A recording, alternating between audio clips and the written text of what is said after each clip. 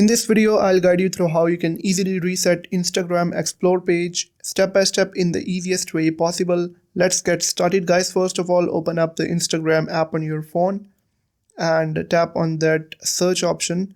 Now, if you don't like what appears on your search page, Explore page, you can always reset this home page or home feed, Explore feed. By tapping on your profile on the bottom right corner, then tapping on those three lines on the top right corner to head over to the settings of your Instagram account. Now you would have to scroll down all the way, and in what you see section you would be able to find an option of content preferences. You would have to tap on it, and then you would be able to find a bunch of different options like sensitive content, political content, all that stuff.